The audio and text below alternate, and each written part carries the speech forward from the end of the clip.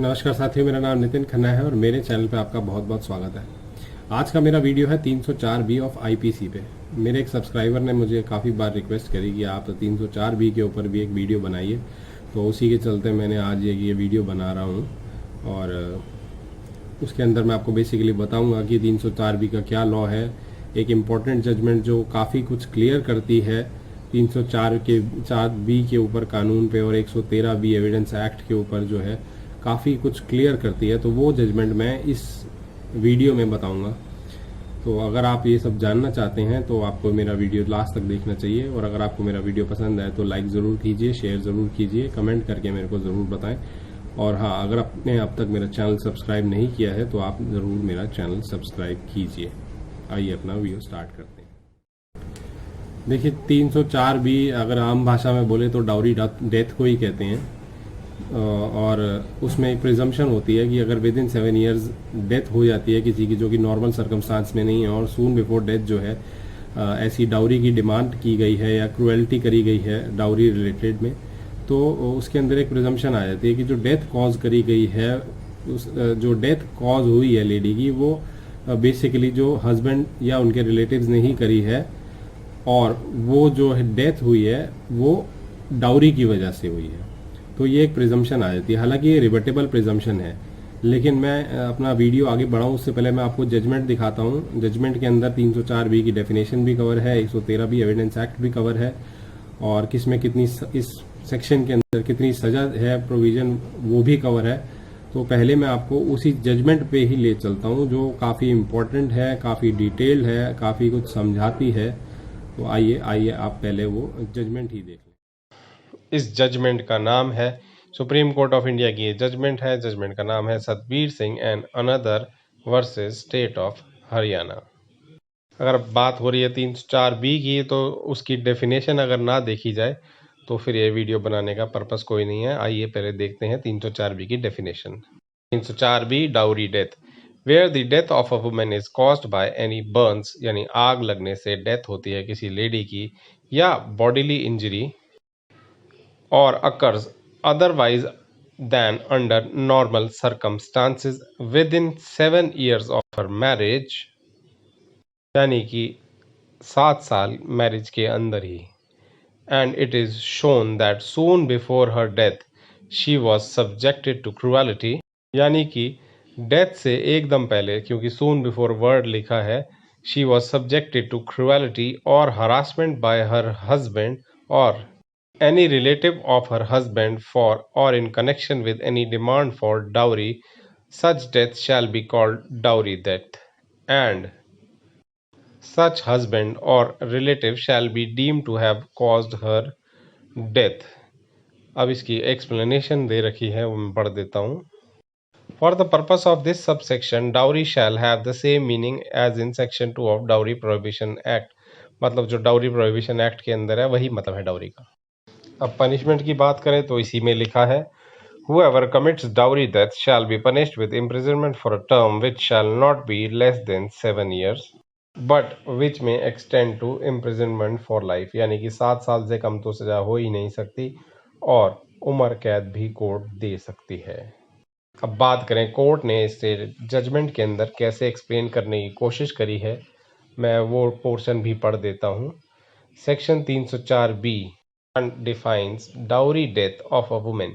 It provides that dowry death is where death of a woman is caused by burning or bodily injuries or occurs otherwise than under normal circumstances within 7 years of marriage, and it is shown that soon before her death she was subjected to cruelty or harassment by her husband or any relative of her husband in connection with demand for dowry. Subclause 2 provides for punishment for those who cause dowry death।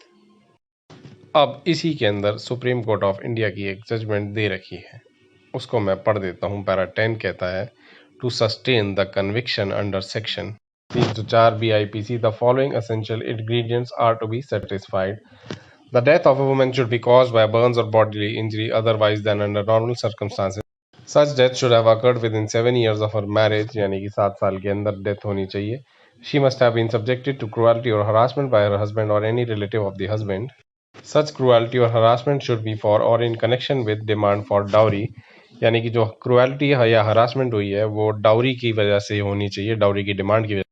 Such cruelty और harassment is shown to have been meted out to the women soon before her death, यानी कि जो भी cruelty harassment है वो सून before death होनी चाहिए।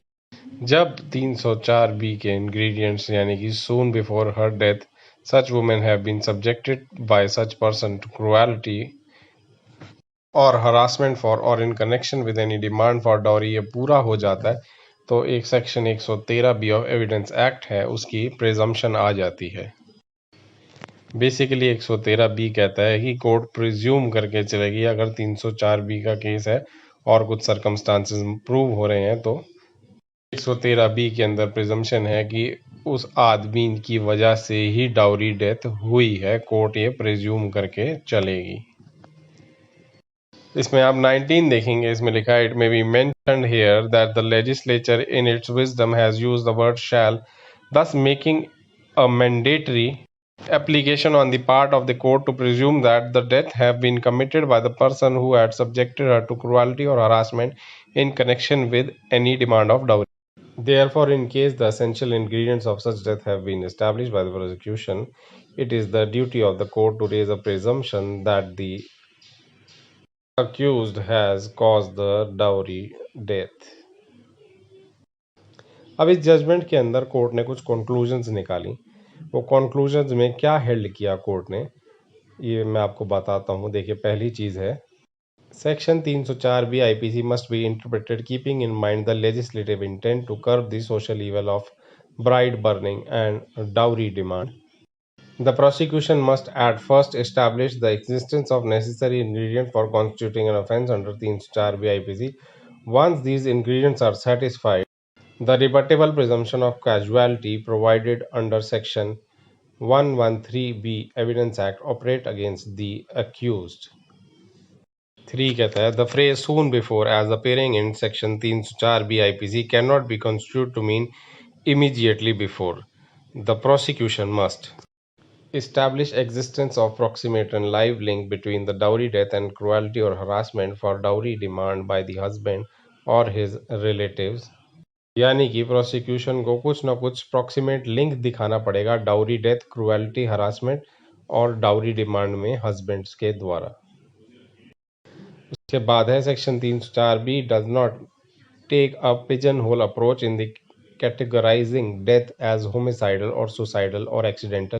The reason for such non-categorization is due to the fact that death occurring otherwise than under normal circumstance can in cases be homicidal, suicidal or accidental।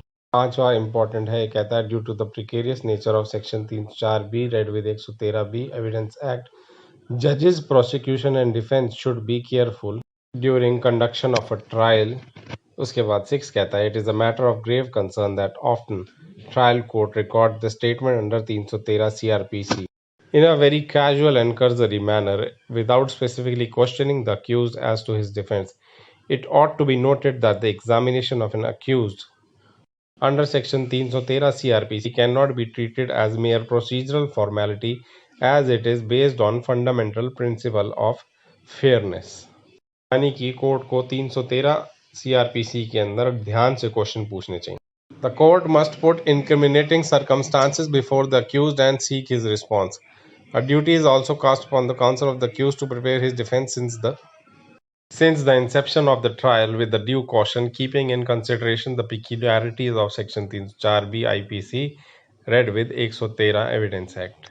यानी court कहता है जो accused का जो काउंसिल है उनको अपना डिफेंस शुरू से ही ध्यान से बना के चलना चाहिए, क्योंकि 304B IPC और 113B एविडेंस एक्ट बहुत पिक्यूलियर सेक्शंस हैं, इसके अंदर बहुत ध्यान देना चाहिए।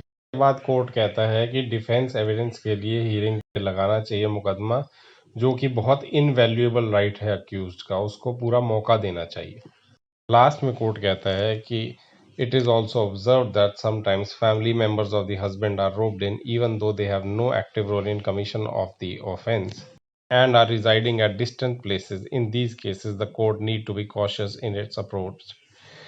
यानी कि जो रिलेटिव जिनका कोई रोल ही नहीं है ऑफेंस के होने के अंदर, जिनको झूठा फंसाया गया है, जो कि बहुत दूर दूर जगहों पे रहते थे, उनको गलती से भी सज़ा नहीं हो जाए, इसलिए कोर्ट को अपनी अप्रोच को बहुत कॉशियस यानी कि ध्यान से चलना चाहिए। तो देखिए ये थी वो जजमेंट, इसके अंदर काफ़ी कुछ एक्सप्लेन किया गया। अगर ये सारे इंग्रेडिएंट्स जो हैं कवर होते हैं तो ही कन्विक्शन होगी 304 बी के अंदर। अगर किसी औरत की या किसी फीमेल की नेचुरल डेथ हुई है तो फिर वो इस सेक्शन के अंदर कवर नहीं होगी, क्योंकि उसका चाहे डाउरी डिमांड भी हो, लेकिन अगर डेथ नेचुरली हुई है और विदाउट एनी क्रुएलिटी की हुई है तो फिर वो इस सेक्शन के अंदर कवर नहीं होगी। अगर आप बात करें डिफेंसेस की, तो डिफेंस बेसिकली तो यही है कि आपने कभी डाउरी डिमांड नहीं करी, या कॉज ऑफ डेथ जो है वो नेचुरल है, या ऐसी सून बिफोर डेथ जो है कोई भी डाउरी की डिमांड ऐसी नहीं की गई। सून बिफोर डेथ क्या है वो जजमेंट के अंदर आपको बता दिया गया है। और साथ ही साथ जो हर एक केस होता है उसके अपने डिफरेंट फैक्ट्स और सर्कमस्टांसेस होते हैं। किसी भी क्रिमिनल केस को एक पर्टिकुलर सेट ऑफ उस डिफेंस में नहीं लिया जा सकता। तो मैं आपको एग्जैक्टली नहीं बता पाऊंगा कि आपने क्या डिफेंस लेना है, पर हाँ आप ये जरूर ध्यान रखें कि किन केसेस के अंदर कन्विक्शन होती है। कन्विक्शन उन्हीं केसेस के अंदर होती है जो कि सेक्शन के अंदर डिफाइन किए गए हैं। अगर आपका केस जो है इन सेक्शन के बाहर आ रहा है तो कोर्ट आपको एक्विटल कर देगी, यानी कि नेचुरल डेथ है, कोई डाउरी डिमांड नहीं हुई, डाउरी डिमांड और डेथ के बीच में कोई रिलेशन ही नहीं है, डाउरी डिमांड सून बिफोर डेथ नहीं है, और अगर मैरिज के विद इन 7 years डेथ नहीं हुई है, उसके बाद हुई है, तो ये प्रिजम्पशन नहीं आएगी और 304 बी के अंदर कन्विक्शन नहीं होगी। तो यही सारी चीज़ें हैं मेरे आज के वीडियो के अंदर जो मैं बताना चाहता था। बेसिकली ये लॉ है जो 304 बी का है, यही मैंने आपको इस वीडियो के थ्रू बताया। अगर आपको मेरा वीडियो पसंद आया तो लाइक ज़रूर कीजिए, शेयर ज़रूर कीजिए, कमेंट करके मुझे बताएं आपको कैसा लगा। और हाँ, अगर अब तक आपने मेरा चैनल सब्सक्राइब नहीं किया है तो चैनल को ज़रूर सब्सक्राइब कीजिए। आज का वीडियो इतना ही, धन्यवाद।